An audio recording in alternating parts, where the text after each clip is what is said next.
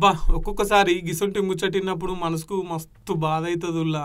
పాపం పని చేసేటోళ్ళు, చేసుకుంటే బతికేటోళ్ళు, వాళ్ళ మీద ఆధారపడి కుటుంబాలు ఉంటాయి.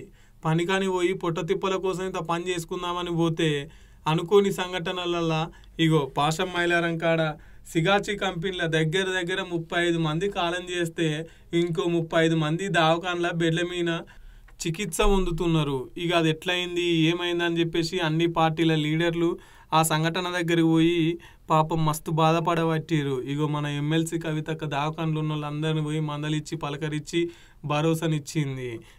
ట్రీట్మెంట్ ఆగకుండా ఒక గ్రీన్ ఛానల్ ద్వారా డబ్బులు ఇచ్చే విధంగా ప్రయత్నం చేయాలి. 2-3 హాస్పిటల్స్లో కూడా మరందరూ కూడా ఉన్నారు కాబట్టి అన్ని హాస్పిటల్స్ కూడా మరి మంచి కేర్ ఇచ్చే విధంగా ప్రభుత్వం చూడాలని చెప్పి నేను కోరుతూ, మళ్ళొక్కసారి safety is important, regulation is very very important. ప్రభుత్వం యొక్క అలసత్వం కనిపిస్తూ ఉంది కాబట్టి ఇక ముందు ఇటువంటి సంఘటనలు జరగకుండా ప్రభుత్వం జాగ్రత్తలు తీసుకోవాలని ఈ సందర్భంగా డిమాండ్ చేస్తాం. Thank you. జై తెలంగాణ. ఇక అట్లనే కేంద్ర మంత్రి కిషన్ రెడ్డి, మళ్ళా కొత్తగా ఎన్నికైన బీజేపీ అధ్యక్షుడు వీళ్ళంతా పోయి మందలిచ్చుకొస్తున్నారు. ఇక అట్లనే ముఖ్యమంత్రి కూడా పోయి అసలు ఇది ఎట్లయింది ఏమైంది అంతా అరుచుకొని ఇక కాలం చేసిన వాళ్ళకు ₹1,00,00,000, ఎక్కువ దెబ్బలు తాకిన వాళ్ళకు ₹10,00,000 తక్షణం కింద ₹1,00,000 అయితే అందియాలని ఎమ్మటే ఆర్డర్ వేసిండు. దీనికి సంబంధించి చనిపోయిన కుటుంబాలకు ₹1,00,00,000 నష్టపరిహారం ఇప్పించాలి. పరిశ్రమ వాళ్ళతో మాట్లాడి ప్రభుత్వం వైపు నుంచి పరిశ్రమ వైపు నుంచి చనిపోయిన కుటుంబాలకు ₹1,00,00,000 నష్టపరిహారం ఇవ్వాలి అని చెప్పి నేను ఆదేశాలు ఇవ్వడం జరిగింది.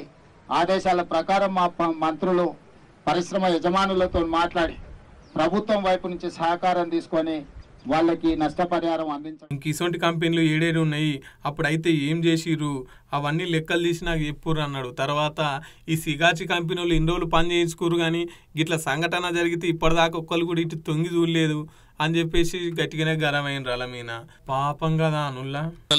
డీటెయిల్ రిపోర్ట్ అనేది దీని మీద ఇమ్మీడియట్గా తీసుకోండి. ఈ రిపోర్ట్స్ బేసిస్ మీద ఈ పాశమైలారంలో ఉన్న ఇండస్ట్రీలో ఇట్లాంటివి ఏమేమి ఉన్నాయి, వేటి మీద ఇంకా ఇట్లాంటి గతంలో ఇట్లాంటి ఏమైనా డెఫిషియన్సీ ఉండి వాళ్ళకి నోటీసులు ఇస్తే వాళ్ళు కంప్లై చేసినరా లేదా ఇమ్మీడియట్గా మిగతా వాటిని కూడా అడ్రస్ చేయాలి. మీకు ఇన్సిడెంట్ యాక్సిడెంట్ కానంత వరకు అంతా బాగానే కనిపిస్తుంది.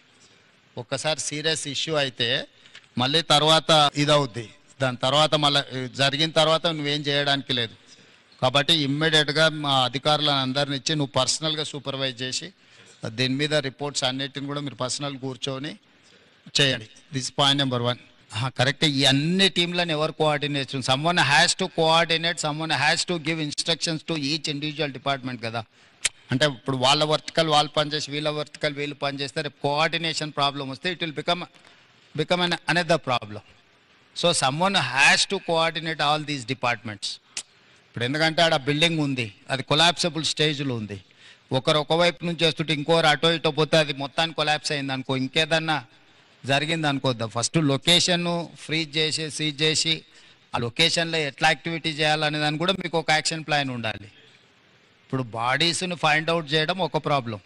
ఇప్పుడు టుడే టుమారో అటెన్షన్ అంతూ ఉంటుంది, 2 రోజుల తర్వాత ఈ అటెన్షన్ లేకపోతే మళ్ళీ ఇంకేదో యాక్సిడెంట్ జరిగింది అనుకో, ఎక్స్టెన్షన్ ఆఫ్ దిస్ యాక్సిడెంట్, అది ప్రాబ్లం అవుద్ది. కాబట్టి నువ్వు ఇమ్మీడియట్గా దానికోసం మీరు స్పెసిఫిక్ రోల్ క్లారిటీ ఇచ్చుకుంటూ మీరు ఆఫీసర్స్ని డెప్యూట్ చేయండి.